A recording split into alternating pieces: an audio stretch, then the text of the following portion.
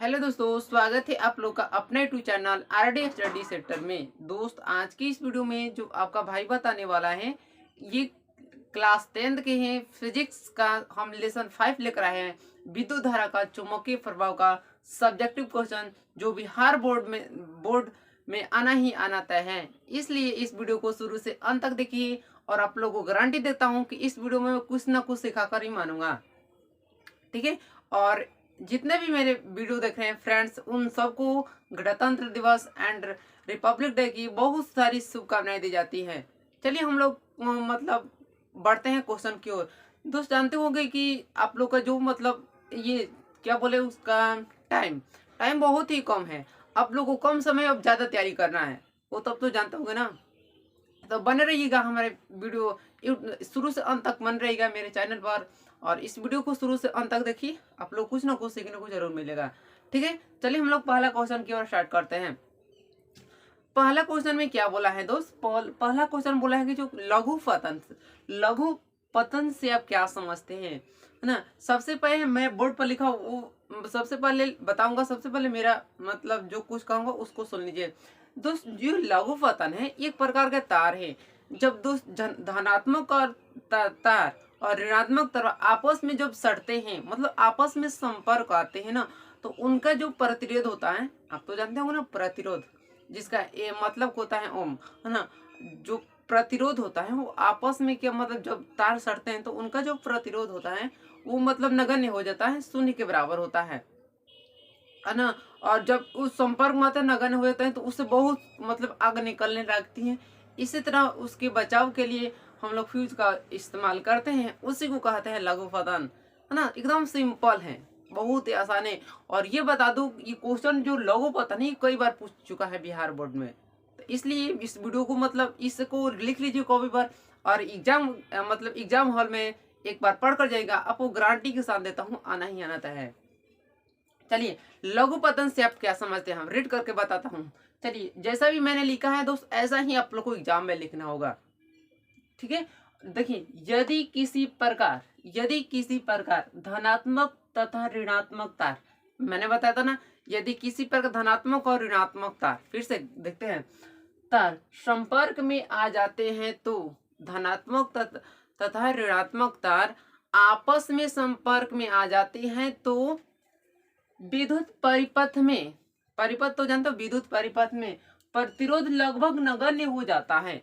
मतलब जब दो तार आपस में संपर्क आ जाते हैं और उनका जो प्रतिरोध है वो नगण्य हो जाता है, यही कह रहा है। देखिए, नगण्य हो जाता है और परिपथ में अत्यधिक अत्यधिक गर्म हो जाती हैं, और परिपथ जो होता है अत्यधिक गर्म हो जाता है और इससे आग भी लग जाती है, इससे आग भी लग सकती हैं।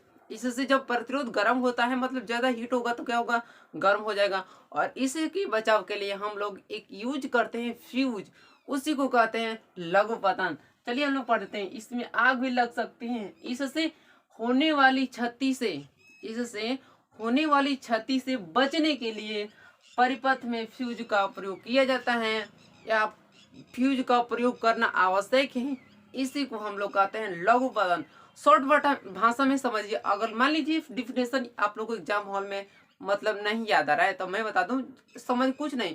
जब दो तार, एक धनात्मक और एक ऋणात्मक तार ना, आपस में संपर्क में लाने पर, इतना तो लिख सकते हैं, जब दोनों को संपर्क में लेकर तो जो उनका प्रतिरोध होता है वो नगण्य हो जाता है और इससे आग लग सकती है। इसी तरह इसे बचाव के लिए हम एक फ्यूज का इस्तेमाल करते हैं और इसको बोलते हैं लघु पतन।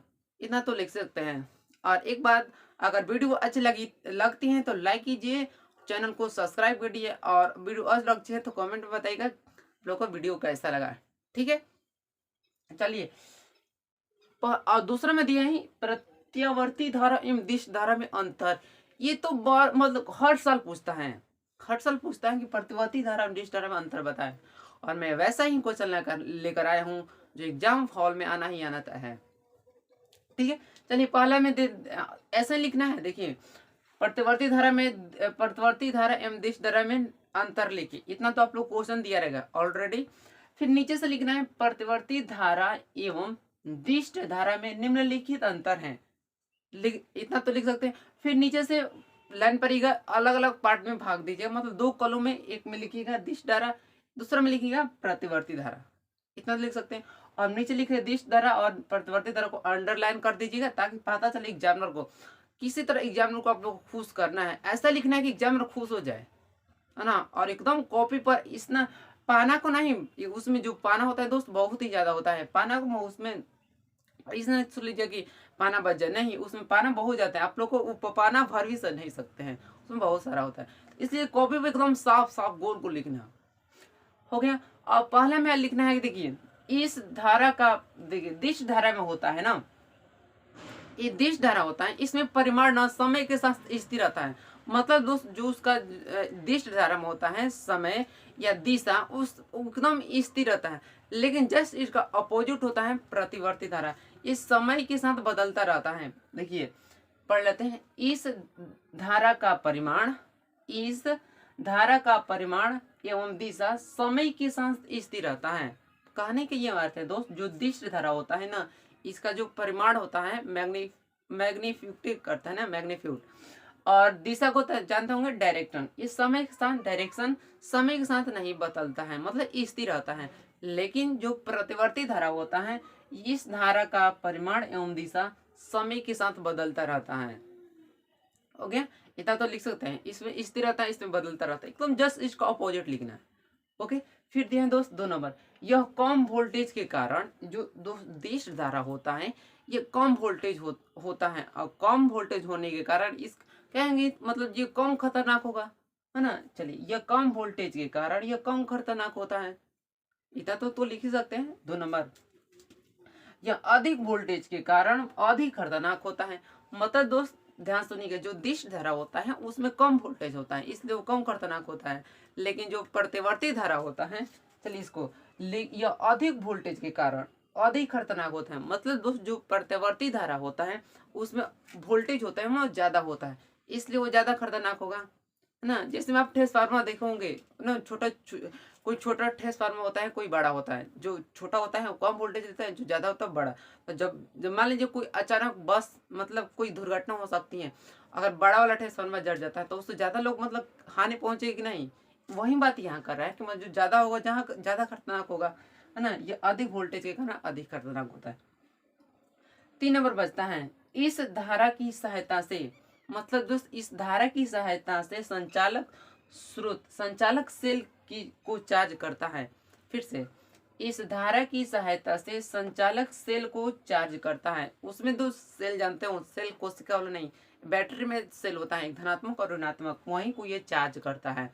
लेकिन जो होता है प्रतिवर्ती धारा में, इस धारा की सहायता से संचालक चार्ज नहीं किया जा सकता है, मतलब इसमें किया जाता है और इसमें नहीं किया जा सकता है। फिर से एक बार रिपीट कर देता हूँ और ताकि आप लोग को याद हो जाए। दिष्ट धारा में क्या कहता है कि परिमाण और दिशा स्थिर रहता है, प्रतिवर्ती धारा में दोस्त परिमाण और दिशा मतलब समय के साथ बदलता रहता है। दूसरा में देखें, यह कम वोल्टेज के कारण कम खतरनाक होता है, यह अधिक वोल्टेज के कारण अधिक, मतलब यह अधिक वोल्टेज के कारण अधिक खतरनाक होता है। फिर दिया 3 नंबर, इस धारा की सहायता से संचालक सेल को चार्ज किया जाता है, और इसमें इस धारा की सहायता से संचालक सेल चार्ज नहीं किया जा सकता है, ये रहा आप लोग का जो लघुपथन और प्रतिवर्ती एवं दिष्ट धारा में अंतर। ये दोनों क्वेश्चन एग्जाम बोर्ड में आना ही आना है। इस वीडियो को मतलब जितना भी हो सके उतना बार, और वीडियो अच्छी लगती है तो पूरी फ्रेंड को सेंड कर देना, ठीक है। मिलेंगे नेक्स्ट वीडियो में, और नेक्स्ट वीडियो में मतलब इससे ज्यादा कुछ क्वेश्चन लेकर आएंगे आपके लिए। तब तक के लिए इतना रहने देते हैं, मिलेंगे नेक्स्ट वीडियो में। वीडियो अच्छी लगी तो वीडियो को लाइक कीजिए, चैनल को सब्सक्राइब कीजिए, एंड बेल आइकन घंटी को दबा देना, क्योंकि मैं वीडियो अपलोड करूंगा तो नोटिफिकेशन आपके पास चला जाएगा, ठीक है। थैंक्स फॉर वॉचिंग एंड जय हिंद, जय भारत।